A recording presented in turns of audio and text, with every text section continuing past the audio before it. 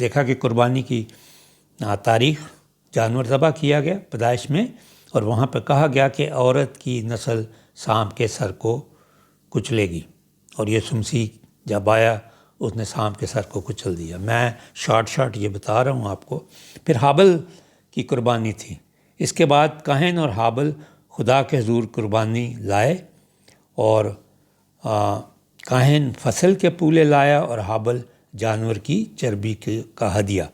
خدا نے حابل کی قربانی قبول کی کیونکہ اس میں خون تھا، جانور قربان ہوا، اس میں زندگی تھی، اس لیے خدا نے اس قربانی کو قبول کیا۔ شریعت کے دور میں ہر روز قربانیاں دی جاتی تھی، اور مسیح نے آ کر اپنے آپ کو قربان کر دیا صلیب پر، اور قربانیاں مکمل ہو گئیں، یا قربانی مکمل ہو گئی۔ اب یسوع مسیح کی قربانی کے بعد مسیحوں کو کسی قربانی کی ضرورت نہیں ہے۔ ایک دفعہ ٹی وی پر ایک مولانا صاحب فرما رہے تھے، جب بکرے کے گلے پر تکبیر پڑھ کر چھری چلائی جاتی ہے اور جوں ہی اس کے گلے سے گرم گرم خون کا پہلا قطرہ زمین پر گرتا ہے، تو جتنے بال اس بکرے کے بدن پر ہوتے ہیں اتنے ہی گناہ اس کی قربانی دینے والے شخص کے معاف ہو جاتے ہیں۔ اب سوچیں کہ جانور برابر انسان کیسے ہے، لیکن یسوع مسیح جو خود خدا تھا، وہ کامل خدا تھا، اور وہ کامل انسان بن گیا، اور کامل انسان ہوتے ہوئے اس نے اپنے بدن کی قربانی دی، اور ہمارے گناہ معاف ہوئے، مر گیا، دفن ہوا، تیسرے دن بڑی قدرت کے ساتھ مردوں میں سے جی اٹھا، 40 دن کے بعد وہ اٹھا لیا گیا، اور 40 دن تک وہ نظر آیا، اور پھر وہ اٹھا لیا گیا، اور پھر اب وہ دنیا کی عدالت کرنے آئے گا۔ پھر وہی سوال ہے کہ سوال یہ ہے کہ کیا ایک بیل، بکرا، دمبا میرے گناہ کا کفارہ دے سکتا ہے؟ وہ بیچارہ تو ایک جانور ہے، کیا جانور انسان کے برابر ہے؟ بیل میں کیا خوبی ہے کہ وہ میرے گناہوں کا کفارہ دے؟ دوسرا سوال، کیا کوئی نیک ترین انسان میرے گناہوں کا کفارہ دے سکتا ہے؟ نہیں، انسان تو انسان ہے۔ سوال ہے کہ وہ تو نیک ہے۔ کلام مقدس میں لکھا ہے کہ کوئی انسان بھی نیک نہیں۔ شاید اس کو جب سمجھ آئی ہو 18-20 برس کی عمر میں، اور وہ 80 برس تک نیکیاں کرتا آیا ہو، اس کے بعد فوت ہو گیا، وہ تو ضرور جنت میں جائے گا، بہشت میں۔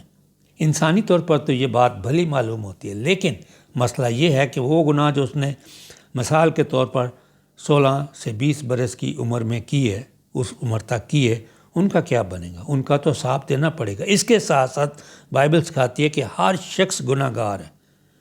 سوال، وہ کیسے گناہ گار ہے؟ جواب، آدم کے گناہ کی وجہ سے ساری نسل انسانی گناہ گار ہے۔ سب نے گناہ کیا اور خدا کے جلال سے محروم ہیں۔ پھر ایک دفعہ ایک اعلان ہو رہا تھا کہ مسیحوں کو قربانی کا گوشت نہ دیں۔ ایک دفعہ ایک مولانا صاحب لاؤڈ سپیکر سے فرما رہے تھے کہ مسیحوں کو قربانی کا گوشت مت دیں۔ ان کی تقریر کے دوران ان کا یہ جملہ بڑی اہمیت کا حامل تھا۔ وہ سمجھتے تھے کہ مسیحوں کا کیا ایمان ہے، وہ اسماعیل کی قربانی کو کس طرح لیتے ہیں۔ وہ ایک دانش مند مولانا تھے۔ میں ان کے اس بیان سے مکمل طور پر اتفاق کرتا ہوں کہ مسیحوں کو قربانی کا گوشت مت دیں۔ انڈائریکٹ وہ مسیحوں سے مخاطب تھے کہ مسیحوں، آپ کے گناہ کی معافی خداوند یسوع مسیح نے دے دی ہے، آپ کے لیے خداوند یسوع مسیح نے قربانی دے دی، اور وہ کامل اور مکمل قربانی ہے۔ اور یہ جو قربانی دی جاتی ہے، یہ اسماعیل کی قربانی بقول ان کے دی جاتی ہے۔ اس طریقے سے جو قربانی ہے، وہ اس کا گوشت جو ہے وہ ہمیں نہیں کھانا چاہیے۔ ایک طرف جانور ہے، قربانی کا گوشت ہے، اور ایک طرف یسوع مسیح کی قربانی۔ اب میں سیریس بات کرنے لگا ہوں۔ پہلے تو وہ سمجھیں کہ سارا تعارف ہی تھا۔ ایک طرف مسیح نے قربانی دی ہے میرے لیے اور آپ کے لیے، اور ایک طرف ایک جانور ہے، وہ قربان ہو رہا ہے۔ یسوع مسیح نے ساری قربانیوں کو ختم کر دیا، مکمل کر دیا۔ وہ خود قربان ہو گیا ہمیں بچانے کے لیے، ہمیں خدا کے ساتھ جوڑنے کے لیے۔ اور جب ہم اس گوشت میں سے لیتے ہیں جو جانور کی قربانی ہے، تو پھر ہم یسوع مسیح کی قربانی کو رد کرتے ہیں۔ عزیزو، یہ سمجھنے کی بات ہے، گوشت کی بات نہیں ہے، اس کے پیچھے جو روحانی بھید ہے، جو روحانی سوچ ہے، جو گہرائی ہے، وہ یہ ہے کہ ایک بوٹی کھا کر ہم یسوع مسیح کی قربانی کو رد کر دیتے ہیں۔ یہ بہت افسوس کی بات ہے۔ پھر کیونکہ جانور ہمارے گناہ معاف نہیں کر، پرانے عہد نامے میں قربانیاں تھیں، وہ یسوع مسیح کے آنے پر مکمل ہوگی، یسوع مسیح نے وہ خود کر دی پوری۔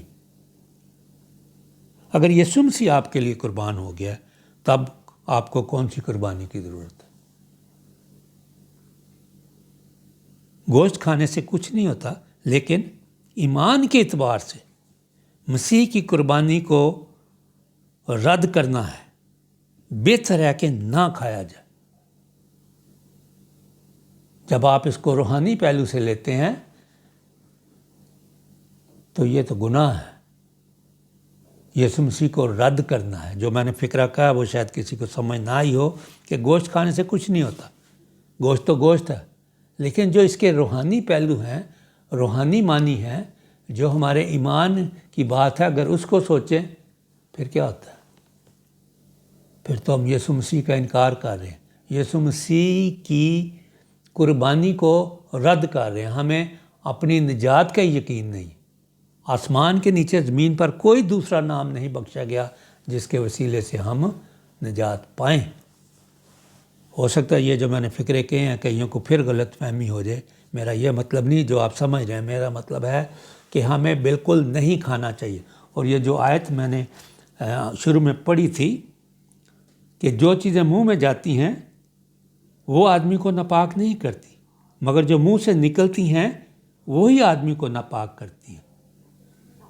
اور 20 آیت میں لکھا ہے یہی باتیں جو آدمی کو ناپاک کرتی ہیں، یعنی زنا کاریاں، حرام کاریاں، چوریاں، گواہیاں، جھوٹی گواہیاں، بدگوئیاں دل ہی سے نکلتی ہیں، یہی باتیں ہیں جو آدمی کو ناپاک کرتی ہیں۔ مگر بغیر ہاتھ دھوئے کھانا کھانا آدمی کو ناپاک نہیں کرتی۔ اور یہ تو وہ اندر سے جو نکل رہی ہیں۔ اور پھر جب ہم گہرے طور پر سمجھتے ہیں اپنی نجات کو اور یسوع مسیح کی قربانی کو، تو پھر اس کے علاوہ پھر ہمارے پاس ہے آگے کوئی چیز نہیں ہے۔ یعنی یسوع مسیح فائنل ہے، اس کی قربانی فائنل ہے۔ اب ہمیں کسی اور گوشت کو کھانے کی ضرورت نہیں ہے۔ اگر ہم اس میں شریک ہوتے ہیں تو یسوع مسیح کی قربانی کو رد کر دیں۔ اگر سال میں 2-3 دن کوئی بندہ ایسے نہیں کھاتا تو کیا وہ مر جاتا ہے؟ نہیں۔ یہ صرف سمجھنے کی بات ہے، اور یہ ایسے ہی ہے کہ ہم خدا کے ساتھ بے وفائی کر رہے ہیں، مسیح کے ساتھ بے وفائی کر رہے ہیں۔ اور ایک جگہ لکھا ہے کہ خدا کہہ رہا ہے بنی اسرائیل قوم کو کہ میں تمہارا خاوند ہوں اور تم مجھے چھوڑ کر زنا کر رہے ہو، بت پرستی کر رہے ہو، درختوں کے نیچے کسی اور کے ساتھ چل رہے ہو۔ یہی حال دنیا میں ہے کہ اگر ایک خاوند یا بیوی ان میں سے ایک بھی بے وفائی کرے تو بڑا کام خراب ہو جاتا ہے، چھوڑ دیتے ہیں ایک دوسرے کو۔ لیکن اگر وہ اکٹھے ہیں، غربت ہے، غریبی ہے، بیماری ہے، لڑائی جھگڑا ہے، وہ پھر بھی چل جاتے ہیں۔ لیکن جو ہی وہ بے وفائی کرتے ہیں ایک ساتھی تو دوسرا پھر اس کو چھٹی دے دیتا۔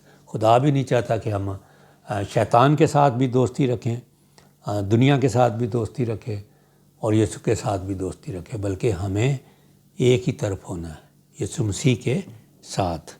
امید ہے کہ ان خیالوں کے وسیلے سے آپ کو برکت ملی ہوگی۔ خدا آپ کو برکت دے۔